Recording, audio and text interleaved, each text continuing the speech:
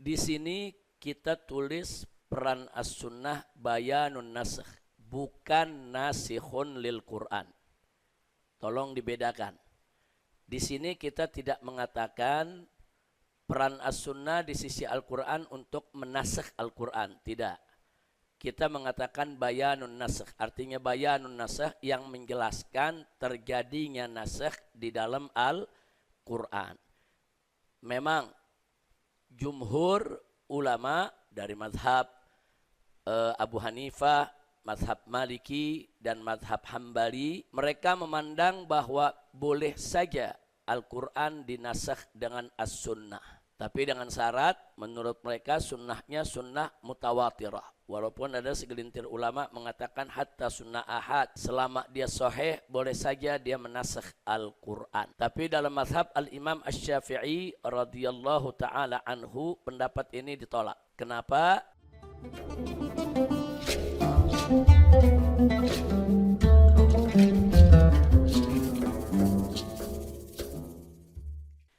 افتح كتاب مناهج التمييز. مناهج التمييز. قد وصلنا إلى الصفحة 123. بيان النسخ. بيان النسخ. بسم الله الرحمن الرحيم. اسمعوا رحمكم الله ورضي الله تعالى عنكم أجمعين. خامسا بيان النسخ. السنة تبين الآيات الناسخة والمنسوخة كآية الوصية وآيات المواريث، فجاءت السنة تبين أن وجوب الوصية للوارث في آية الوصية قد نسخت بآية المواريث.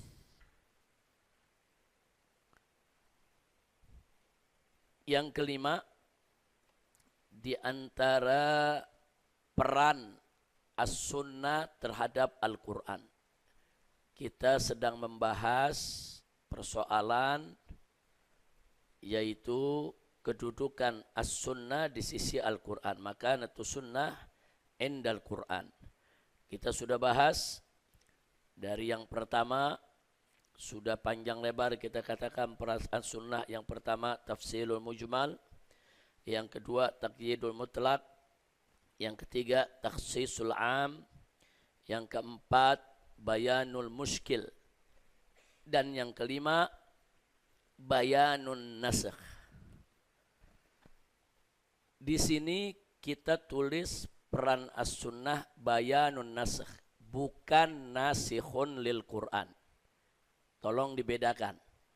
Di sini kita tidak mengatakan peran as-sunnah di sisi Al-Quran untuk menasakh Al-Quran. Tidak. Kita mengatakan bayanun nasakh. Artinya bayanun nasakh yang menjelaskan terjadinya nasakh di dalam Al-Quran. Memang jumhur ulama, jumhur dari mazhab Abu Hanifah, mazhab Maliki, dan mazhab Hambali, mereka memandang bahwa boleh saja Al-Quran dinasakh dengan as-sunnah. Tapi dengan syarat, menurut mereka sunnahnya sunnah mutawatirah. Walaupun ada segelintir ulama mengatakan hatta sunnah ahad, selama dia sahih, boleh saja dia menasakh Al-Quran. Tapi dalam mazhab Al-Imam Asy-Syafi'i radhiyallahu ta'ala anhu, pendapat ini ditolak. Imam Syafi'i mengatakan bahwa as-sunnah la tansahul Quran. Sunnah tidak bisa menasahkan Al-Quran. Kenapa? Karena kalau kita memperhatikan dalam Al-Quranul Karim, saat Allah menyatakan soal ayat nasakh, manansahu min ayatin aw nunsiha, di mana Allah menyatakan tidaklah kami nasahkan suatu ayat atau kami jadikan dia dilupakan oleh umat ini, saudara, kecuali Allah akan datang bi khairin minha au mithliha, dengan penggantinya yang lebih baik daripadanya atau sepertinya. Dan gak ada yang lebih baik daripada Al-Quran atau seperti Al-Quran. Jadi as-sunnah kedudukannya di bawah Al-Quran. Sehingga dengan dalil ini Imam Syafi'i menolak kalau as-sunnah itu bisa menasakh Al-Quran. Nah makanya dalam pelajaran kita ini kita tulis di sini bayanun nasakh. Bukan peran as-sunnah itu nasikh lil Quran. Tidak, tapi bayanun nasakh. Yang menerangkan terjadinya nasakh di dalam Al-Quran. Beda. Walaupun nanti jumhur dengan mazhab Syafi'i contohnya sama, tapi pemahaman interpretasinya yang berbeda. Nah sebelum kita lanjutkan soal ini, kalau kita buka kitab usul fikih atau kita buka kitab ulumul Quran. Nah, jadi pembahasan nasakh itu di dalam Al-Quran ada dalam disiplin ilmu ulumul Quran, ada juga di dalam disiplin ilmu usulul fikih. Nah kalau dalam ulumul Quran pembahasannya hanya seputar kemungkinan atau contoh-contoh bagaimana satu ayat itu menasakh ayat yang lainnya. Nah, tapi kalau dalam usul fikih pembahasannya lebih terfokus kepada persoalan hujiyahnya. Nah bagaimana kekuatan hujahnya. Bagaimana itu proses terjadinya satu ayat atau satu hadis dinasakh dengan hadis atau ayat yang lain. Maka itu kalau kita bicara aqsamun nasakh, nanti kita tidak akan bahas panjang lebar di sini, tapi kita singgung saja sedikit bahwa dalam ulumul Quran maupun usul fikih ada penjelasan tentang anwa'un nasakh. Anwa'un nasakh itu adalah aneka macam daripada nasakh. Nasakh itu sendiri secara istilah artinya raf'u hukmin syar'iyyin sabiqin bidalilin syar'iyyin lahiqin. Jadi yang dimaksud nasakh itu adalah raf'u hukmin syar'iyyin sabiq, yaitu mengangkat hukum syar'i terdahulu bidalilin syar'iyyin lahiq, dengan dalil syar'i yang datang kemudian. Jadi satu hukum syariat yang sudah ada terdahulu diangkat, diganti dengan hukum syariat yang baru. Itu arti nasakh. Naskhun. Baik. Nah kemudian dalil nasakh tadi sudah kita bacakan. Silakan baca surat Al-Baqarah ayat 106. Allah sendiri yang menyatakan faqala ta'ala ma nansakh min ayatin aw nunsiha na'ati bi khairin minha aw mithliha. Jadi Allah menyatakan tidaklah kami menghapuskan daripada suatu ayat atau menghilangkannya kecuali saudara apa yang terjadi na'ti bi khairin minha, kata Allah, tidaklah terjadi nasakh tersebut melainkan na'ti bi khairin minha, kami datang dengan yang lebih baik daripadanya, au mithliha atau yang sepertinya. Alam ta'lam annallaha ala kulli syai'in qadir. Allah maha kuasa, Allah maha mampu untuk melakukan itu semua ya ikhwan. Nah kita mulai dari anwa'un nasakh. Anwa'un nasakh itu ada 3. Ada naskhul hukmi dunat tilawah. Naskhul hukmi dunat tilawah, yaitu menghapuskan hukum tanpa menghapuskan tilawahnya. Jadi ayatnya dalam Al-Quran masih ada, tilawahnya masih kita baca, tapi hukumnya sudah dihapus dan tidak berlaku. Nah contohnya apa? Contohnya ayat wasiat. Nah di dalam Al-Quran ada ayat wasiat yang mewajibkan kita menuliskan wasiat lil aqrabin, untuk kerabat saudara. Nah itu ayatnya masih ada, masih kita baca, itu ayat ada termaktub dalam Al-Quranul Karim, tapi hukumnya sudah tidak berlaku. Itu namanya naskhul hukmi dunat tilawah. Ada lagi yang kedua, naskhut tilawah dunal hukmi. menghapus bacaannya tanpa menghapus hukumnya. Bacaannya sudah tidak ada di dalam Al-Quran, tapi hukumnya masih berlaku. Contohnya ayatul rajmi, ayat rajam. Jadi ayat rajam itu yaitu yang diklaim oleh Sayyidina Umar Ibn Khattab radhiyallahu taala anhu sebagai bagian daripada Al-Qur'anul Karim. Tapi kemudian dikabarkan oleh para sahabat yang lain kalau ayat tersebut sudah dinasakh. Ayatnya berbunyi azani asy-syaikhu wasy-syaikhatu idza zanaya farjumuhumal battah nakalam minallah. Yaitu kalau ada penzina baik laki-laki ataupun perempuan maka rajamlah mereka. Nah itu ayat rajam dalam Quran udah nggak ada saat ini. Nah, kita bolak-balik itu 30 juz tidak ada. Nah, ayat tersebut sudah mansukh. Nah, tapi hukumnya tetap berlaku. Nah kenapa hukumnya tetap berlaku? Karena saudara ada hadis-hadis yang mutawatir, begitu juga ijma' sahabat terhadap pemberlakuan daripada hukum rajam. Nah itu contoh nashut tilawah dunal hukmi. Jadi ada nasakh tilawahnya saja yang dinasakh, sedangkan hukumnya tidak. Yang ketiga, nashul hukmi wat tilawati ma'an. Yaitu dihapusnya hukum dan tilawah secara bersamaan. Jadi hukumnya tilawahnya tidak ada lagi dalam Al-Quran, hukumnya juga sudah tidak berlaku. Nah ini contohnya apa? Contohnya seperti yang diriwayatkan oleh Sayyidatuna Aisyah radhiyallahu taala anha. Beliau pernah mengatakan bahwa di antara ayat yang pernah diturunkan oleh Allah adalah ayat tentang asrul radha'at, 10 kali susuan. Kata Siti Aisyah, saudara. Nah jadi ada ayat Quran dulu bicara tentang hukum susuan itu 10 kali susuan. Nah kemudian kata Siti Aisyah ini dihapus bi khamsi radha'at dengan 5 kali susuan. Nah kita bicara yang 10 kali susuan. Jadi Siti Aisyah meyakini bahwa 10 kali susuan itu dulu ada dalam Quran. Dan itu yang termasuk disetorkan oleh Siti Aisyah, yaitu kepada lajnah yang mengumpulkan Al-Quran, tapi ditolak oleh para sahabat dengan dalil, saudara, kesaksian bahwa ayat itu sudah dinasakh tilawahnya. Sama dengan ayat rajam yang dibawa oleh Sayyidina Umar.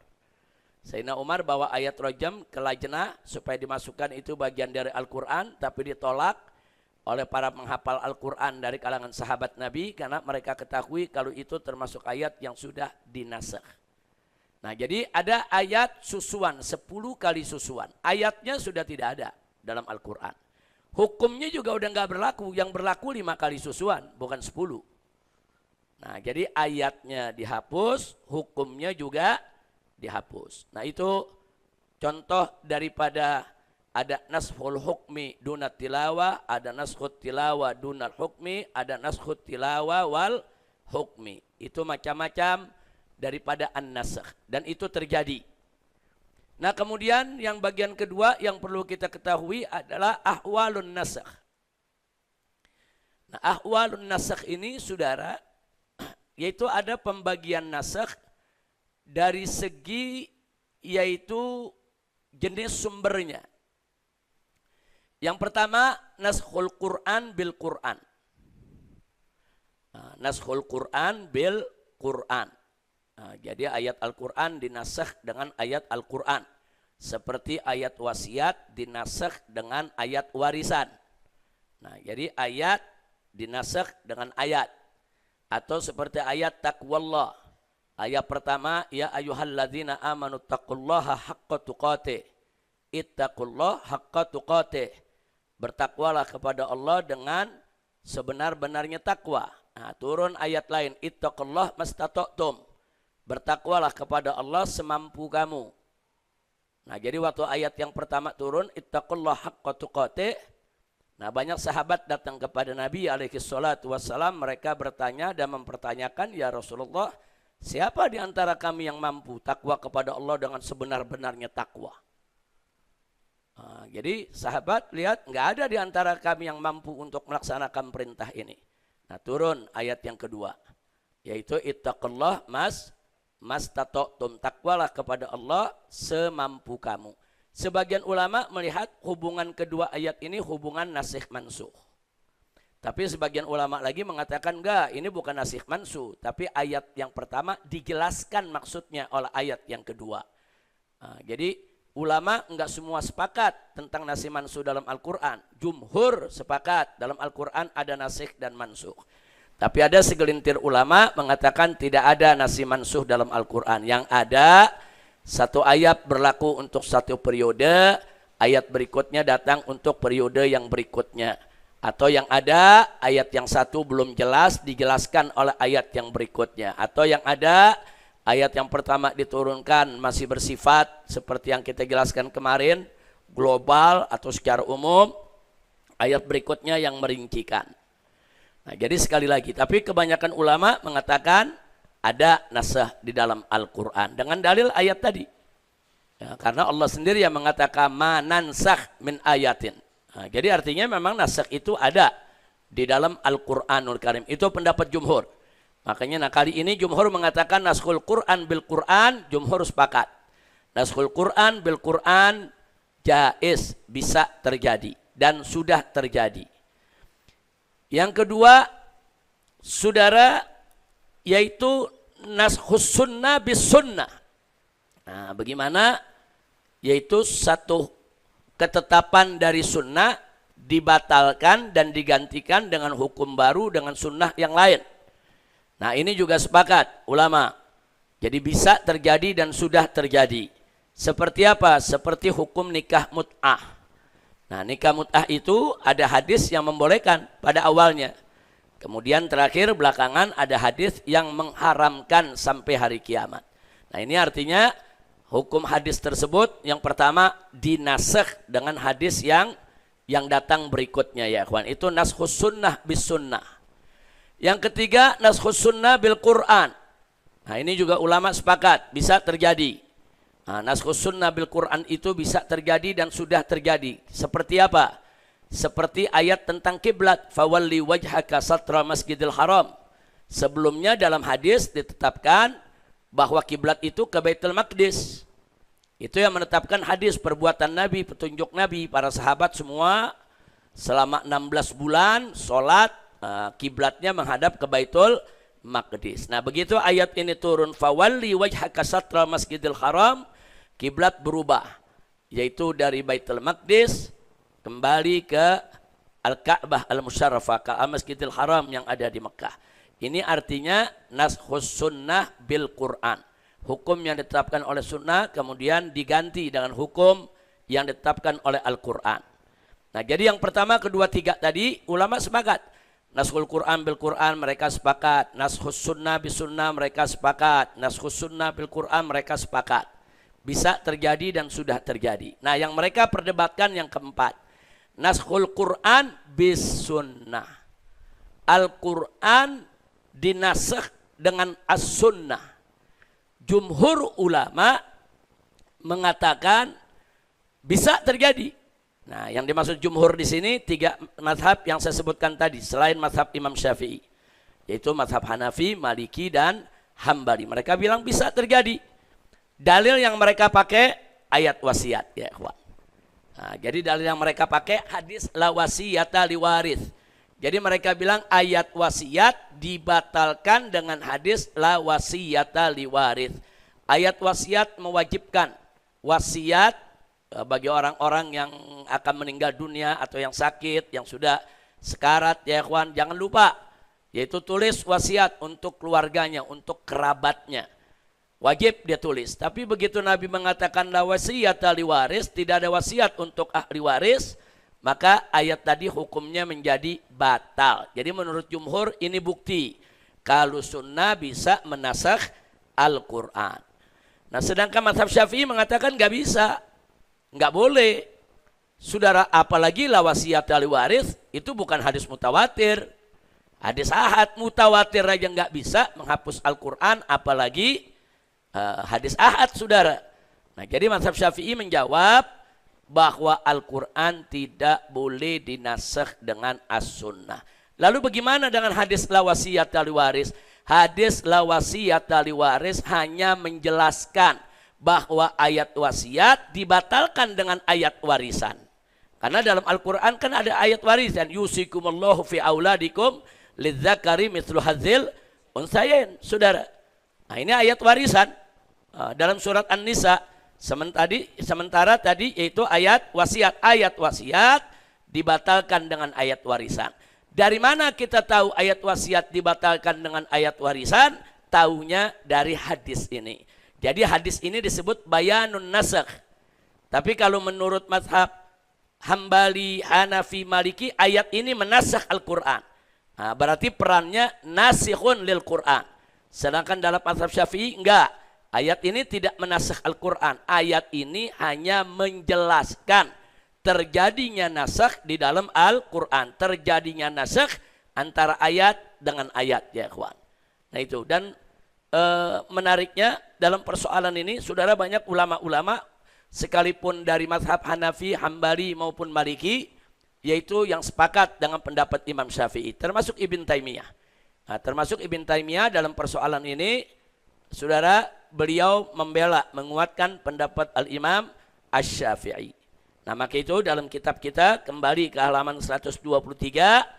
Nah, kita tulis di sini khamisan bayanun naskhi. Jadi peran daripada as-sunnah adalah bayanun nasakh, yang menjelaskan terjadinya nasakh. Wa qala Allahu azza wa jalla fi ayatil wasiyah. Kutiba alaikum idza hadara ahadukumul mautu in taraka khairanil wasiyatu lil walidaini wal aqrabina bil ma'ruf haqqan 'alal muttaqin. Jadi Allah sudah berfirman di dalam Al-Qur'an, yaitu di dalam surat Al-Baqarah ayat 180 yang dikenal dengan nama ayatul wasiyah, ayat wasiat. Di mana Allah nyatakan kutiba alaikum, diwajibkan atas kamu sekalian, idza hadara ahadakumul maut.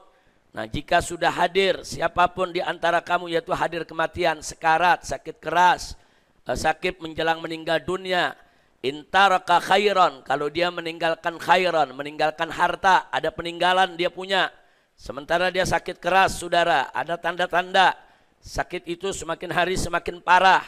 Maka kalau dia punya peninggalan, saudara, antaraka khairan al-wasiyatu. Jadi kalau dia yaitu punya harta peninggalan, al-wasiyatu. Al-wasiyatu ini kutiba alaikum al-wasiyah. Wasiat itu diwajibkan atas kamu. Wasiat buat siapa? Lil walidain. Untuk kedua orang tua, wal akrabin. Dan untuk para kerabat, bil ma'ruf. Wasiat dengan kebaikan. Haqqan alal muttaqin. Dan ini menjadi kewajiban bagi orang-orang yang bertakwa. Wajadna fi hadhil ayah wujubal wasiyah lil walidain. Fahiya nazalat qabla nuzuli ayatil mawarith.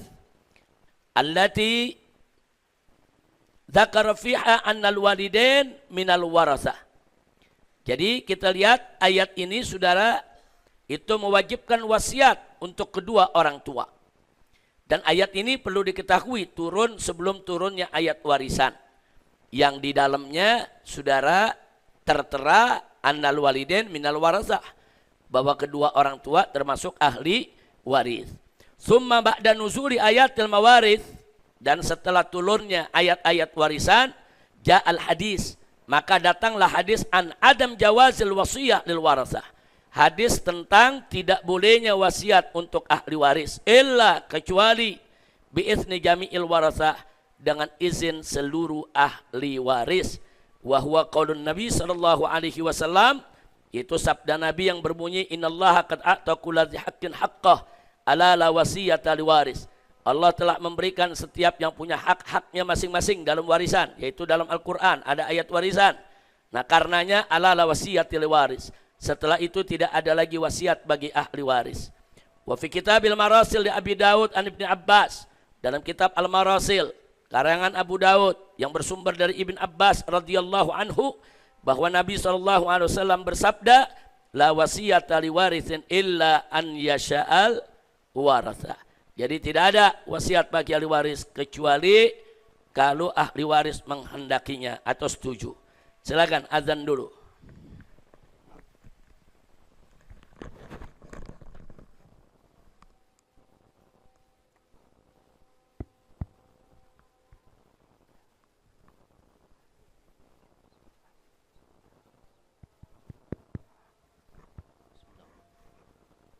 Allahu Akbar, Allahu Akbar. Allahu Akbar. Allahu Akbar. Allahu Akbar. Allahu Akbar. Asyhadu an la ilaha illallah. Asyhadu an la ilaha illallah. أشهد أن لا إله إلا الله.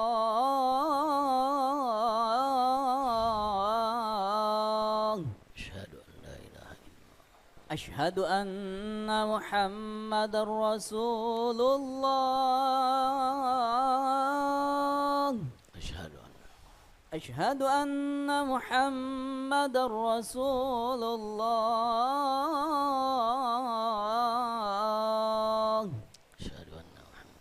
حي على الصلاة. حي على الصلاة.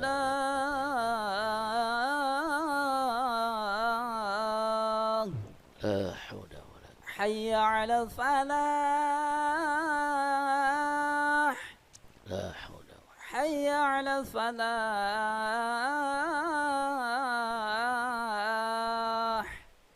الله أكبر، الله أكبر. لا إله إلا الله. لا إله إلا الله. لا إله إلا الله محمد رسول الله صلى الله عليه وآله وصحبه وسلم.